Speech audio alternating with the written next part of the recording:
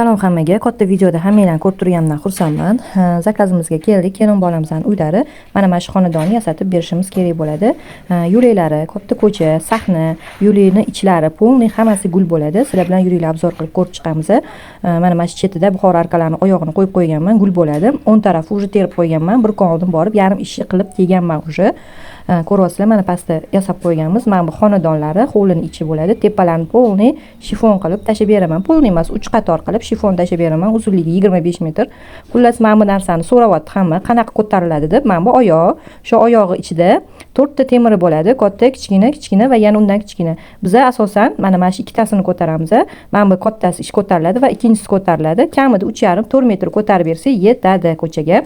Xullas, va albatta boylab ketishni ham o'ylash kerak. Ko'tarib ichiga mix tiqib ko'tarib qo'yamiz. Bu shunaqa ishlanadi va mana bu buraladigan trubalarni ham burab qo'yamiz, qotirib qo'yamiz. Yana ham mo'shniylashtirish uchun va ko'tarilib ishlanadi. Xullas, yigitlar tashqarini karkasi yasab olgunligicha biza yo'laklarni yarim komandamiz yo'laklarni ichlarini gul qilib to'ldirib chiqamiz.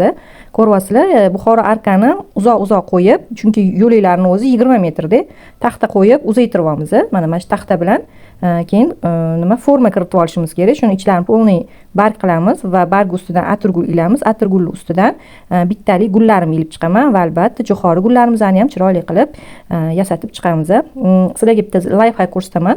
Instagramda ham ko'rgan bo'lsanglar, yo bo'lmasa YouTube'da ham ko'rgan bo'lishingiz kerak. Men setkani dumaloq qilib, ya'ni to'rtburchak qilib o'rtasini xamutda yig'ib olaman-da. Mana shu xamutda yig'ib olgandan keyin shuni atrofiga plush barg, atirgul, bittalik gullarim va donali barglarni qo'yib, chiroyli kompozitsiya yig'ib chiqaman. Mana shu osnovasi, mana mashinaga o'sha gullarni yig'ib chiqamiz.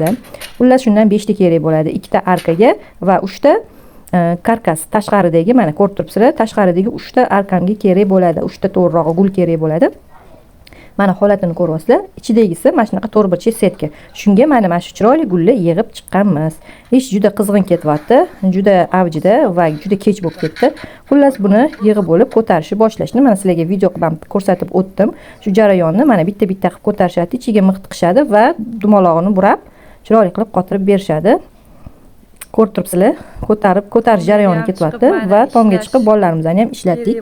Bu yog'i o'zingiz sizlarga bog'liq, tomosha qilinglar, ko'rib chiqinglar. Yig'ishtirishga обязательно bittasini olamiz adasi. Taxtasini shunday ko'tarib bersa pastga tushadi bu.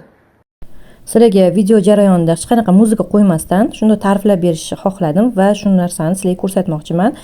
Zinalar bor. Zinalarning ichiga har bittasiga mana bu pokeni suvlab, zichlab va unga gul tiqib chiqamiz. Savol, nimaga suvladingiz pokeni desanglar, sababi zichlashadi. Qanchalik zich bo'lsa, shuncha gulimizni yaxshi ushlab beradi. Agar quruq pokega qilinadigan bo'lsa, u tez maydalanib ketiladi. O'shaning uchun buni suvlab, zichlab va albatta strichlab qo'yamiz. Strich nimaga qilamiz? Strich suvi oqmasligi uchun. O'shaning uchun bizga strich juda katta yordam beradi va albatta gullarimizni mana shu skochda, mana bu perilalarga, chiroyli qilib zinalariga qotirib chiqamiz va gul terish jarayonini ko'ryapsizlar. Har bitta gulni vнимательно tanlab olganman. Обязательно atirgul va mayda gullardan ham aralashtirib qo'yib kompozitsiya terish kerak bo'ladi. Shunda juda chiroyli chiqadi. Mayda barglarimni ham обязательно ishlataman.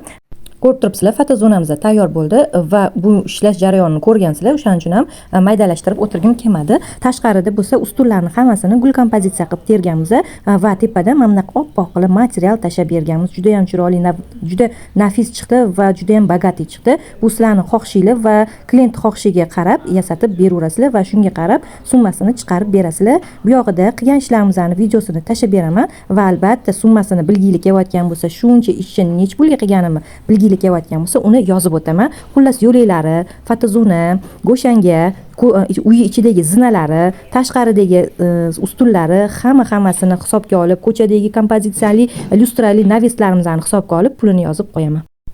Darvoqa bu katta ish bo'ladi va qimmat ish.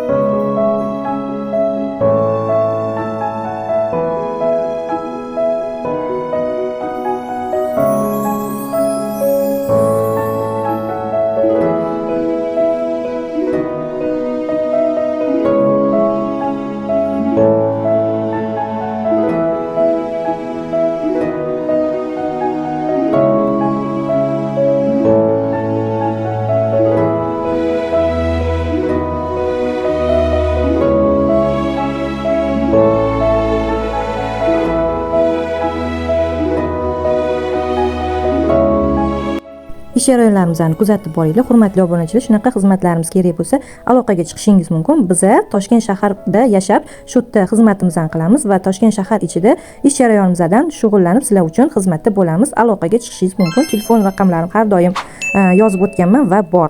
Bu ishimizni mana shu summaga yasatib berdik.